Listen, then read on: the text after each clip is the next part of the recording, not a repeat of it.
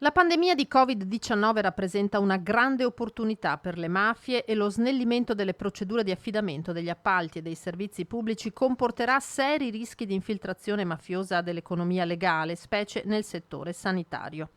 A lanciare il messaggio d'allarme l'ultima relazione semestrale della Direzione Investigativa Antimafia, che evidenzia come, a fronte di un rallentamento del 10% del PIL nazionale, nei primi 6 mesi del 2020 le segnalazioni per operazioni sospette siano aumentate del 30%, un fenomeno che preoccupa e che è attualmente monitorato anche in Veneto. In effetti questo è un rischio concreto, ma d'altra parte va detto per onestà che è un rischio immanente, nel senso che la pandemia ha solamente acuito questo rischio, non è che lo abbia generato ex novo.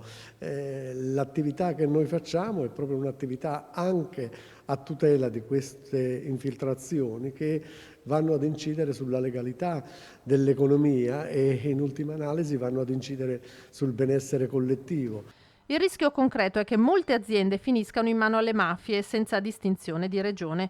Il settore più esposto è quello sanitario, l'organizzazione criminale su cui si concentra l'attenzione, l''ndrangheta con capitali più cospicui.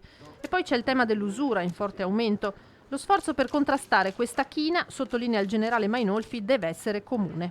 All'inizio del periodo pandemico ci siamo confrontati con tutte le organizzazioni venete, con tutte le organizzazioni di categoria, da Confindustria a Confagricoltura a Confartigianato e così via.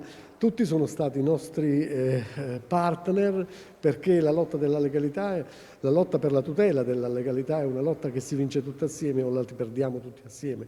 Non si può pensare che sia solamente un problema di prevenzione di polizia, è un problema sociale che ha radici molto profonde e quindi solamente come sistema societario si può riuscire a contrastare questo fenomeno.